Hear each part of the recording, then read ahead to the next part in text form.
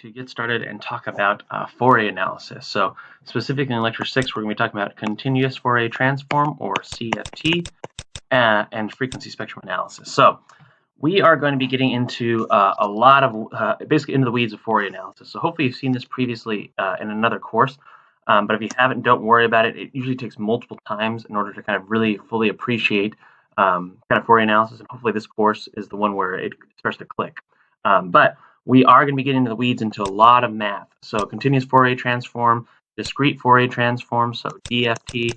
We are going to get into frequency spectrum analysis, signal aliasing, spectral leakage, etc., etc., etc., etc. We're going to start to calculate our harmonic coefficients, where a sub n is equal to omega over pi from 0 to 2 pi over omega of our function y of t times cosine of n omega t dt, etc., etc., etc.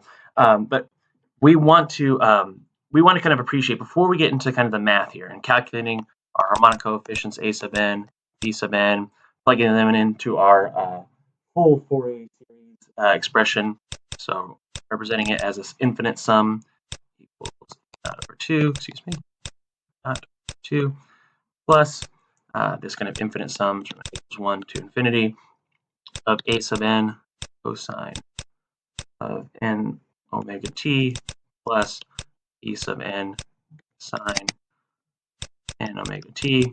Before we represent it as a Fourier series and we do all of this other analysis, it's critical to kind of take a big step back and appreciate just the simple fact that Fourier analysis is this critical tool that is very, very common and very, very general to all types of engineers, whether you're a bioengineer, mechanical engineer, material scientist, physicist. It's very extremely ubiquitous and interdisciplinary. So what we're going to essentially what we do in Fourier analysis is to do the following. We want to take a signal. So we have, let's look here after I erase. So we want to take a signal. So I have some original signal. I'm going to put it in black. So this is my y sub t, my original signal. And it varies as a function of time. It looks like some fixed signal. So I want to look at this signal and determine the properties, specifically kind of the frequency aspects of this signal, and I want to transform it into basically reciprocal space. So I want to examine this signal as a function. So I'm going to do either a CFT or DFT. We'll get into which one you choose in a second, or a little bit later on, quite a bit later on. I want to transform this axis versus time into reciprocal time, which I know is equal to my frequency space. And I'm going to then examine C sub n, which is, again, this amplitude of my harmonic coefficients. And I'm going to get a plot like this. So this is that frequency spectrum. So from this original signal, I'm going to do a Fourier analysis. I'm going to plot essentially these harmonic coefficients as a function of frequency. And I'm going to be able to determine what's the lowest frequency of my signal. So F fundamental. What's the highest? F max. What is the frequency which dominates the behavior of this signal? That's going to be the one with the largest amplitude here. So this would be my F dominant. That could also be a resonant frequency. So again, we want to look at this signal and see, okay, what frequencies are present in my signal? Which one is dominating? Which one is kind of important? Do I have spectral leakage? Do I have signal aliasing? So that's kind of the key transformation that we're going to deal with. And then eventually, if you want to represent your signal as a Fourier series, so y of t Fourier, we could represent any signal here, any original signal, as an infinite sum of sines and cosines that are multiplied by these harmonic coefficients, b sub n and a sub n. So that's kind of the idea. We're switching and flipping from real space or time space into reciprocal space, or reciprocal time space is just frequency space. We're going to see a couple of examples today where we're actually going to do reciprocal space, so inverse meter space, when we get to Bragg's law in a second. So that's kind of the key thing. That's generally what we're going to do. But again, people get lost in the math. And today I just want to kind of provide a fun lecture where we kind of see some examples of how you actually apply Fourier series. So varies in the frequency space or domain instead of the time domain. Exactly. Excellent. So these we could just kind of talked about what we're going to kind of see and examine in our time or frequency space. And that's what we're going to be essentially measuring here. So these are kind of the critical parameters. But again, let's take a step back and let's see, let's look and let's look at a couple practical examples of Fourier analysis. So let's look at first a signal. It could be electrical, mechanical, optical, voltage, etc.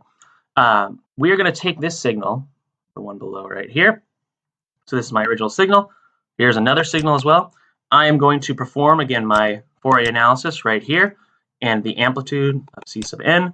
This is omega. I could also put it in terms of frequency as well. But here, this is my frequency spectrum. So I could see what is my lowest frequency, what is my highest frequency. My dominant frequency also happens to be the lowest frequency, or my fundamental frequency right here.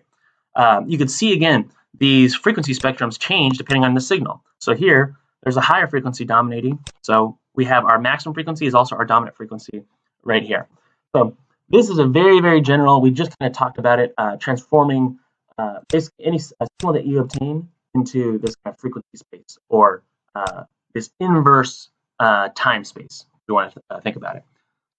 We could get a lot of these things, and we're going to talk about these a lot more a little bit later on. These are critical parameters that are going to allow us to make a decision about the design of our application. So, for example, think if if here this was the signal, like an oscillatory signal of a material that you're using in building a bridge. We don't want to basically design a bridge that if it exhibits some type of resonant frequency right here, and the frequency of like oscillations or the frequency like of an earthquake hits that same frequency, you're going to kind of basically amplify, constructively interfere, and that bridge is going to be destroyed. So we can make critical design decisions, or if it's simply like I'm trying to design, a signal with a certain frequency, we can kind of see, measure, look at our frequency spectrum and see, are we hitting it? Are we actually exhibiting some type of other frequency? That's kind of the focus we're going to talk about today. So next time, that was a kind of a brief lecture of what we're going to be talking about generally for our continuous Fourier transforms. Next time, we are going to talk about a specific example, ECG measurements. So hopefully you've all seen basically Gray's Anatomy. You know that when you get that we don't want to be in this region. So we'll talk about ECG or EKG measurements next time.